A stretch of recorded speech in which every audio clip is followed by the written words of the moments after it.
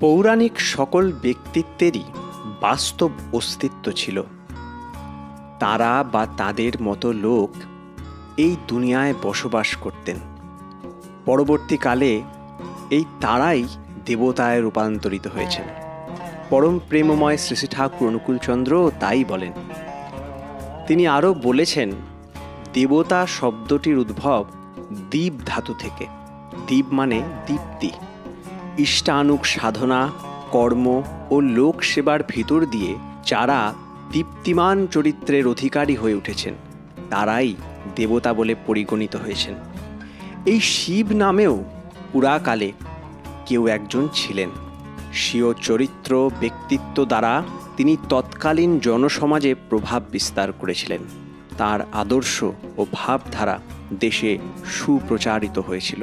তাই এই দীপ্ত ব্যক্তিত্বের সবার মধ্যেও যিনি বরিষ্ঠ মহান পরিপূরণকারী ছিলেন তিনিই ছিলেন মহাদেব। আমরা রিসার্চ করলে দেখতে পারি একই কথা বলা হয়। Lord Shiva is believed to come to earth in human form as a self-realized yogi, sadhu or siddha. These enlightened beings are considered manifestations of Shiva in human form, embodying his essence and spiritual realizations. এবার এই শিব কেমন দেখতে ছিলেন? বাঘের ছাল পরতেন, গাত্রে ভস্য মাখা, সর্প জটা ইত্যাদি নিয়ে আমরা অনেক গল্প শুনেছি। তা এই বিষয়ে বলতে গেলে আমরা শুধু এই বহিরাঙ্গ নিয়েই কি ব্যাপৃত থাকব? কারণ আজও দেখা যেতে পারে পৌরাণিক সাজে কত মানুষ সেজে অ্যাক্টিং করতে পারে সিরিয়ালে, তখন কত মানুষ শিব সাজে। তার মানেই কি সে শিব? তা তো আমরা বলি না। তাকে শ্রদ্ধা করি, তাকে দেখে মনে পড়ে শিবের কথা, কিন্তু তাকে তো আমরা শিব বলতে পারি না।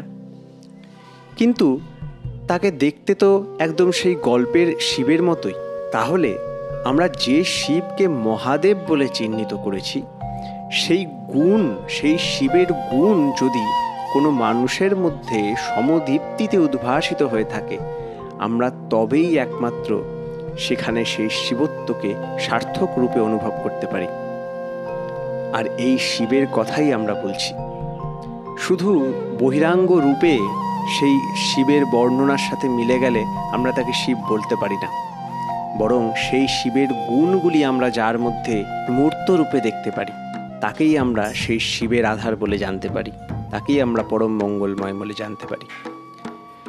হয়তো সে সামান্য ধুতি ফতুয়া পরাই মানুষ হতে পারে, হয়তো সে বাঘের ছাল পরে নাও থাকতে পারে, কিন্তু তার মধ্যে থাকতে হবে সেই মহা আমির চেতন সত্তা, সেই পরম মঙ্গলময় সেবা প্রাণ গতি সম্বেগ।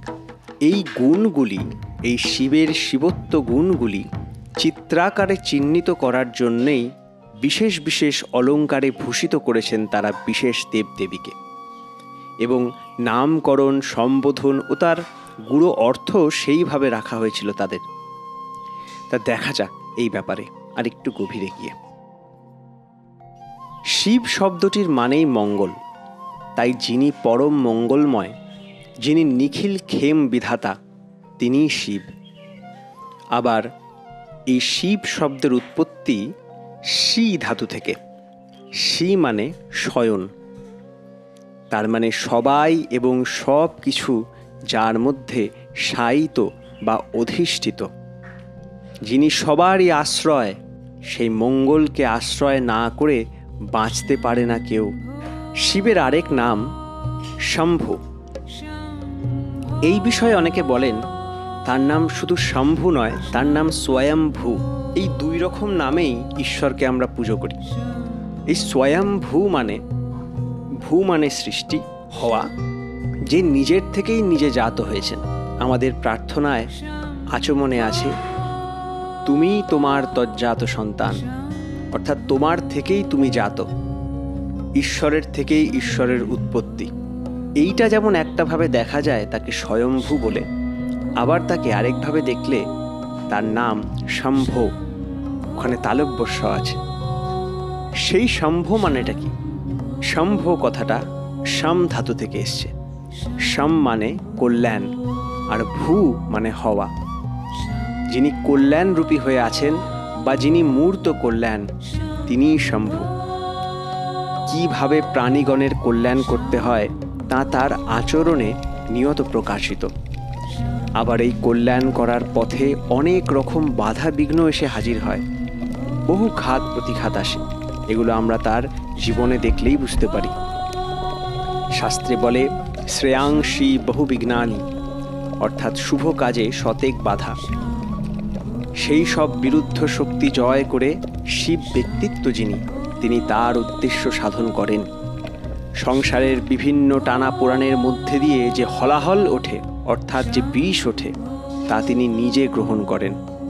কত মানুষের জীবনই আমরা দেখতে পাই, তিনি অকাতরে তাদের সমস্ত কষ্ট সহ্য করে নিজে হজম করেন এবং নিজে হজম করে জগৎকে বিষমুক্ত করেন। তাই তার আরেক নাম নীলকণ্ঠ।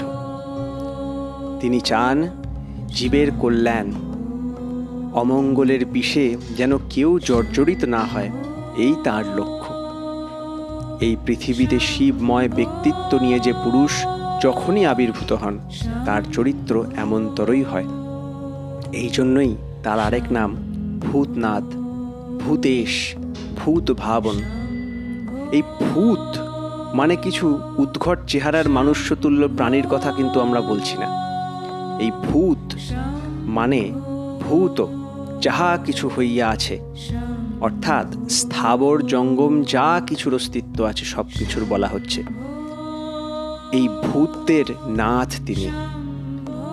এই প্রাণীকুল কিভাবে সুস্থ থাকে, ভালো থাকে, তাই চিন্তা করে চলেন এবং কর্মে করে চলেন মহাদেব। তাই তিনি সেই ভূতদের নাথ, ভূতনাথ, সবারই প্রাণের দেবতা। এই ভূত অর্থাৎ যা কিছু সৃষ্টি হয়েছে, এই সব ভূতদের নিয়েই তাদের চলাফেরা, তার চলাফেরা। তাহলে এই সব দেখে আমরা কি বুঝতে পারছি যে এই যে কোয়ালিটি যেগুলো শিবের আছে, এই গুণ যেগুলো শিবে আছে, তেমনই একজন বা শিবত্ব বলতে আমরা যাকে বুঝি, এইরকমই একটা মানুষ ছিলেন। তাকে আমরা আদিযোগী বলতে পারি, শিব বলতে পারি, ভূতেশ বলতে পারি। আর আমরা যখন তার পূজা করি, তার অর্চনা করি, পূজা মানে পূজ ধাতু থেকে সম্বর্ধনা, যখন আমরা তাকে নিয়ে চলি, তাকে ভালোবাসি, তার সেই গুণগুলো আমাদের মধ্যে উদ্ভাসিত হয়ে ওঠে। আমাদের মধ্যেও সেই গুণগুলো জেগে ওঠে। বলে we are shaped and fashioned by the object we love. তাকে ভালোবাসলে আমাদের চরিত্র, আমাদের ব্যক্তিত্ব তার মতো গঠিত হয়ে উঠতে থাকে। তাই তিনি হন আমাদের আদর্শ। তাই living ideal is a man, a person who walked on this planet. That man fulfills us. That is why he is called Purushottam. তিনি আমাদের জীবনকে সব দিক দিয়ে পরিপূরণ করেন। তাই এই পূরণ করেন যিনি উত্তমভাবে, তিনি পুরুষোত্তম। শ্রী শ্রী ঠাকুর এক জায়গায় ইংরেজিতে একটা বাণীর অংশে বলছেন, wherever good in all respects is invoked and imbibed, there bliss blazed with God resides with a soothing shower of smile. যুগে যুগে এমন মানুষ আমরা দেখেছি, আর পূর্ব মানুষদের পরিপূরণকারী সেই ব্যক্তিত্ব রাম, কৃষ্ণ, বুদ্ধ, যিশু, মোহাম্মদ, চৈতন্যদেব, শ্রী শ্রী রামকৃষ্ণদেব, শ্রী শ্রী ঠাকুর অনুকূলচন্দ্রের মধ্যে দেখতে পাই। তাই তিনি কালের অতীত, তিনি কালকে ছাপিয়ে যান। তিনি মহাকাল, তিনি কাল ভৈরব, যিনি কালের ভয়কে হরণ করেন। এই সবগুলো শিবের নামের সাথেই কিন্তু আমরা যুক্ত করি। তাই শাস্ত্রে এটাও বলে সর্বদেবময় গুরু কালে নানবচ্ছেদাত। তিনি কাল দ্বারা আবদ্ধ নন। শ্রী শ্রী ঠাকুর এই সদ্গুরুর ডেফিনেশন দিতে তার শ্রীহস্ত লিখিত সত্যানুসরণ গ্রন্থে লিখছেন, যার কোনো মূর্ত আদর্শে কর্মময় অটুট আসক্তি সময় বা সীমাকে ছাপিয়ে তাকে সহজভাবে ভগবান করে তুলেছে, যার কাব্য, দর্শন ও বিজ্ঞান মনের ভালো মন্দ বিচ্ছিন্ন সংস্কারগুলিকে ভেদ করে ওই আদর্শেই সার্থক হয়ে উঠেছে, তিনিই সদ্গুরু। আর যার মন সৎ বা একা শক্তিতে পূর্ণ, তিনিই সৎ বা সতী। এই শিব ও সতীর আসল স্বরূপ। এখানে বলেছেন সেই আদর্শেরও থাকে তার নিজস্ব এক আদর্শ, যার প্রতি কর্মময় অটুট আসক্তির জন্যে তিনি তার শিবত্বে উপনীত হয়ে সেখানে তার স্থায়িত্ব লাভ করেছেন। তাই আমরা শিবকে দেখতে পারি সবসময় তার ইষ্টদেব বিষ্ণু বা রামকে নিয়ে লেগে পড়েছেন। আমরা গানের লাইনে পাই, शिव शंकर ने जाप किया था 2 अक्षर के नाम का श्री राम का। রামেশ্বরম যেখানে 108টি শিবলিঙ্গ স্থাপন করেছিলেন, সেই রামেশ্বরমের অর্থ প্রভু রামকে জিজ্ঞেস করা হয়েছিল। প্রভু রাম বলছেন, রামের ঈশ্বর যেখানে থাকেন সেটাকে রামেশ্বর বলা হয়।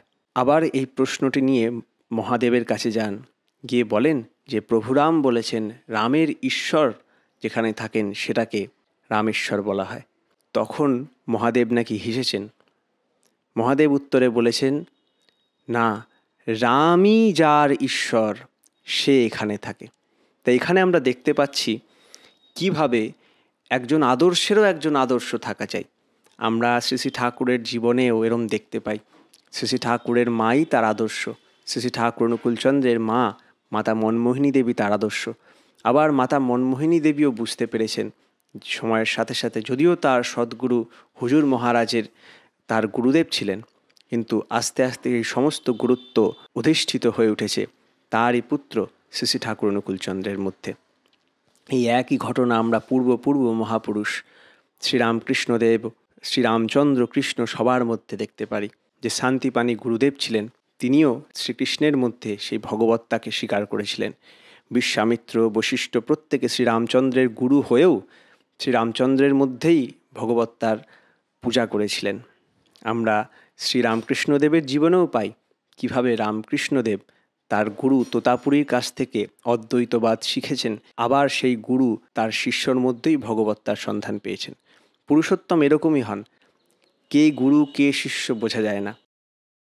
শিবের আরেক নাম বৃষবাহন।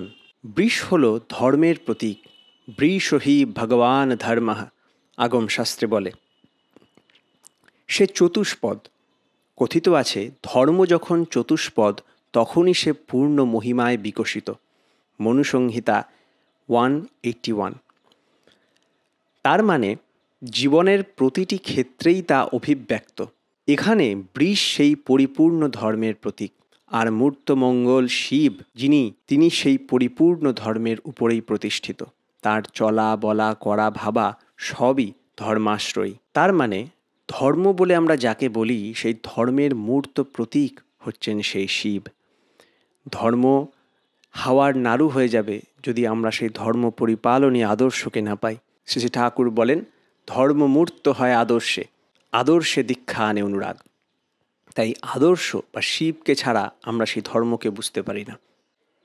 আগামী এপিসোডে আমরা দেখব শিবের হোয়াইট স্কিন অর্থাৎ রজত গিরিনি, তার গাত্রবর্ণ সাদা কেন হয়, শিবকে ফণিভূষণ কেন বলে, তার গলায় সাপ কেন থাকে, তিনি টাইগার স্কিন বা বাঘের ছাল কেন পরেন, তার মাথায় চাঁদ থাকার তাৎপর্যই বা কী, তিনি চন্দ্রশেখর কেন, তার ত্রিশূল ইত্যাদি আরও অনেক জিনিসপত্র নিয়ে আমরা আলোচনা করব। এই এপিসোডগুলি আপনার কেমন লাগছে আপনারা কমেন্ট করে অবশ্যই জানাবেন। আপনারা অবশ্যই বলবেন যে শিবের কোন গুণটি আপনাদের সবথেকে চমকপ্রদ লাগে, কোন গুণটি আপনাকে সবথেকে বেশি অ্যাট্রাক্ট করে। আপনারা কমেন্ট করে জানান, আমরাও জানতে চাই। মাস্টার উইদিন বেঙ্গলির পরিবেশনায় আজকে আপনারা শুনলেন পুরাণ কথা চ্যাপ্টার শিব এপিসোড 2। আবার আমরা নিয়ে চলে আসব পুরাণ কথার আরেকটি এপিসোডে। ততক্ষণ অবধি আপনাদের সঙ্গে আবার দেখা হবে। চ্যানেলটিকে সাবস্ক্রাইব করতে ভুলবেন না এবং আরও মানুষের কাছে এটি ছড়িয়ে দিন, যাতে দেবতাদের সেই দীপ্ত চরিত্র আমাদের চরিত্রে বাস্তবায়িত হয়ে ওঠে। বন্দে পুরুষোত্তমম।